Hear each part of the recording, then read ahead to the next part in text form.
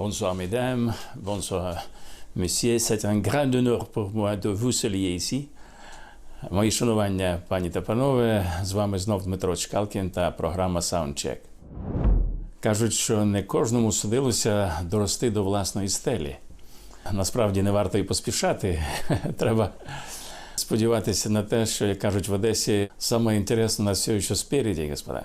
Колись 15 років тому Ігор Коломойський запропонував мені очолити телеканал «1+1». Я одразу ж відмовився і запропонував розглянути на цю посаду кандидатуру мого товариша Вахтанга Кіпіані, який на той час був ведучим циклу історичних програм на телеканалі «1+1».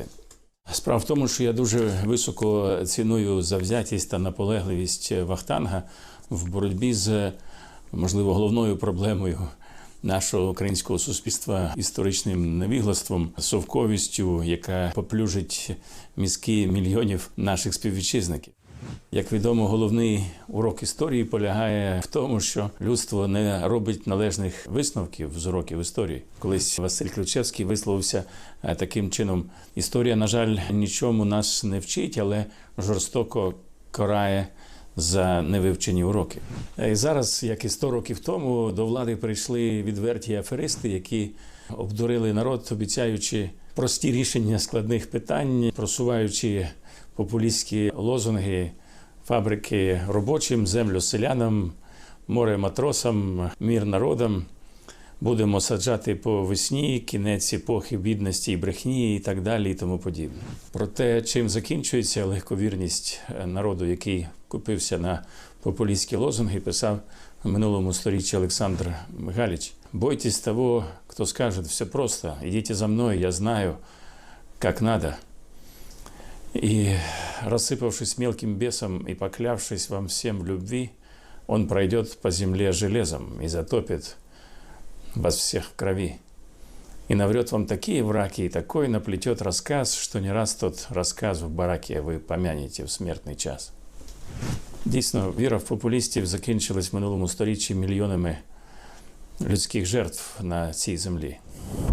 На землі поем неозвучених, на землі надій розвіяних, на землі співців замучених, землі творців розстріляних.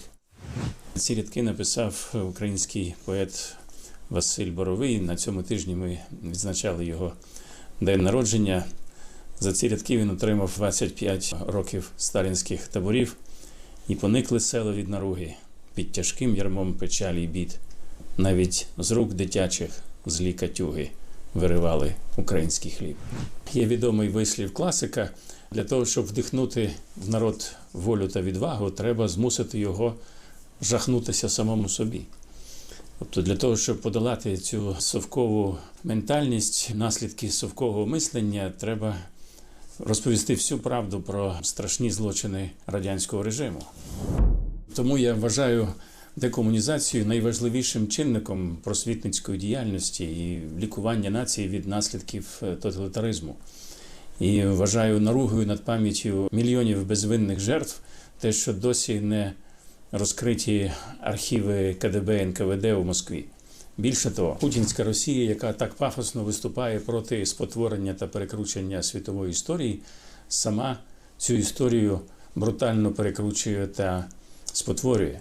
Більше того, ті люди, які намагаються розкрити очі на страшні сторінки радянської історії, сьогодні піддаються репресіям в путінській Росії.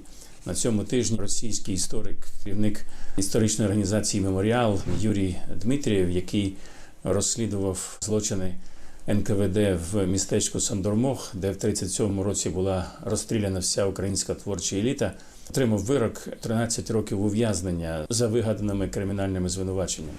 З огляду на історію своєї родини, я подібне сприймаю як персональний виклик. Ви знаєте, в юнацькі роки я захоплювався романом Шарля де Костера «Легенда Тіля Улліншпігеля».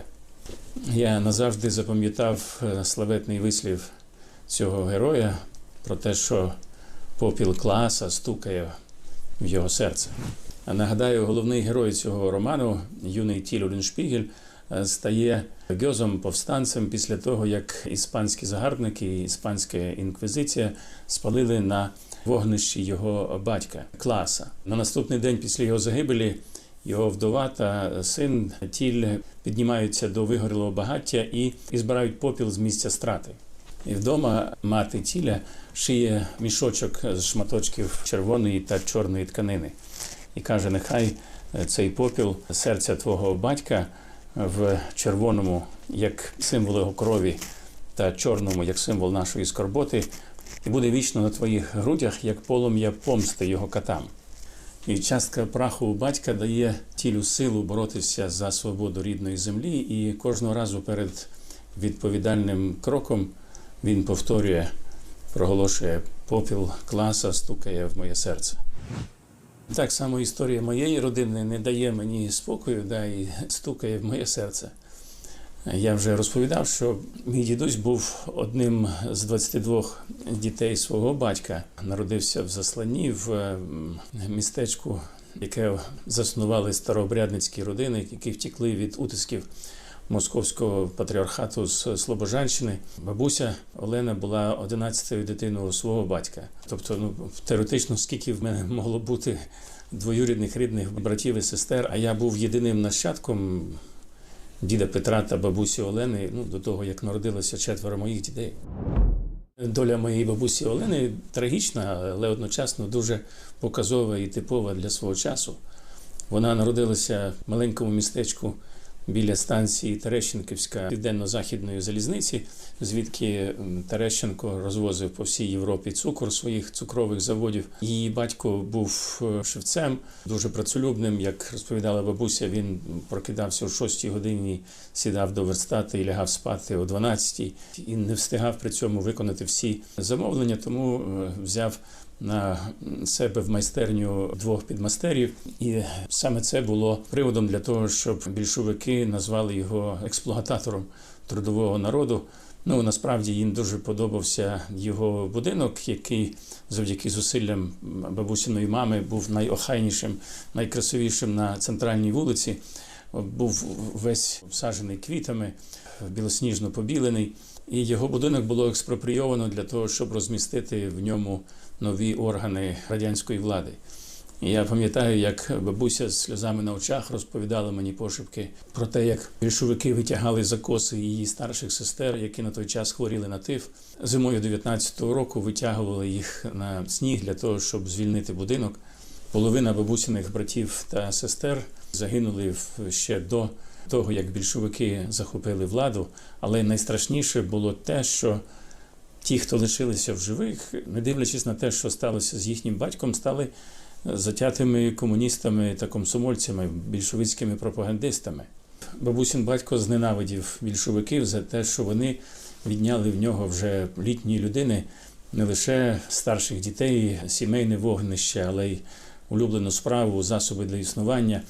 Єдиний, хто лишився своїм батьком, була моя бабуся, наймолодша дочка. І вони жили тоді в приймах в родичів бабусиної мами. І в 23-му році бабусю Олену прийняли в піонери. Вона прийшла, гордо піднімаючи голову додому в червоній хустці на шиї. Коли батько побачив цю червону хустку, він зірвав її з бабусиної шиї і кинув в піч, в вогнище. Бабуся була так страшенно ображена, що вона у віці 12 років втекла від свого батька і, на жаль, до кінця його життя так з ними не спілкувалась. Бабуся, зрештою, опинилася в Києві і жила в родині свого старшого брата Миколи Макаровича в збереженому досі так званому Морозівському будинку на розі Володимирської та Толстого. Там зараз розташована редакція українського телеканалу, 24-го телеканалу.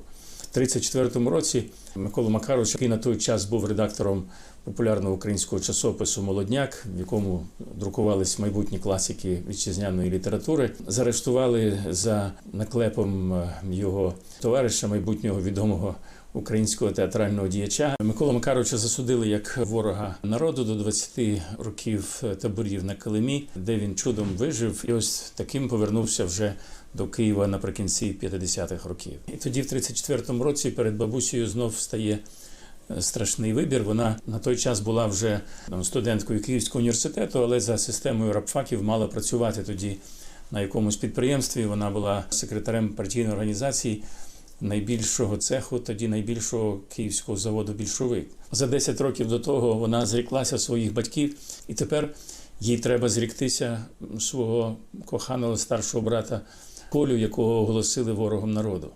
Були скликані загальні партійні збори, і бабуся відмовилась визнати свого брата ворогом народу, і бабуся разом з родиною свого брата відправилась у заслання до Кіровської області. Решта бабусиних родичів, які лишилися в Києві, в Україні, вони не обійшлися Колимою та засланням. Практично всі дорослі чоловіки її родини були заарештовані та розстріляні в 1937 році. Я пам'ятаю, як 10 років тому мене запросили до Москви на церемонію вручення чергового золотого мікрофона за кращу радіопрограму. І мене приймають мої однокашники, віяківці, випускники Військового інституту іноземних мов. Мені там теж вручили тоді Золотий Хрест, відзнаку. І раптом в проміжку між різними церемоніями вмикається телевізор, і там дають результати голосування росіян в проєкті «Ім'я Росії» за найвидатніших російських діячів. І там перемагає Сталін. І два моїх колишніх однокашника, дивлячись, слухаючи цей репортаж, між собою обмінюються думками. Один каже: ну, звісно, нашого дедушку розстріляли в 1937 году, но все-таки там так не вистачає нам сьогодні Сталіна. Я дивуюся, чому люди переконані, що їм вдасться опинитися саме серед тих, хто розстрілював, а не серед тих, хто був похований в братніх могилах. Тому я вважаю наругою, злочином по відношенню до пам'яті мільйонів безвинних жертв те, що сьогодні в Росії відновлюють пам'ятники Сталіну, Дзержинському. 10 років тому, напередодні президентської кампанії, де брав ще участь керівник, слава Богу, забороненої комуністичної партії України Петро Симоненко, телеканал «Україна» проводив такі відкриті теледебати і попросив мене бути опонентом Симоненка. Він обрав для теледебатів місто Севастополь не випадково. І я пам'ятаю велику концертну залу, де ми починаємо свій умовний двобій. Я намагаюся на початку торкнутися теми перекрученої, спотвореної історії і запитую в аудиторії: ви знаєте, чому саме в вашому місті, в Севастополі, в роки Другої світової війни був найбільший рівень колабораціонізму з німецькими фашистами? Я намагаюся пояснити, чому це відбулося. Кажу, що ще в 40-х роках в місті було повно нащадків тих 100 тисяч розстріляних більшовиками білогвардійських офіцерів, солдатів, матросів, яких большевики в 20-му році обманом змусили здатися в полон. Я не встиг закінчити ще і третє речення, як електорат, який зібрався в залі, почав несамовито мене заплескувати, кричати мені «фашист», «Бандера». Тому я не втомлююсь повторювати, що процес, подібний Нюрнберзькому, має відбутися по відношенню до большевицької ідеології, якщо навіть не в залі суду, то в нашій пам'яті, в нашому сумлінні, в нашій свідомості.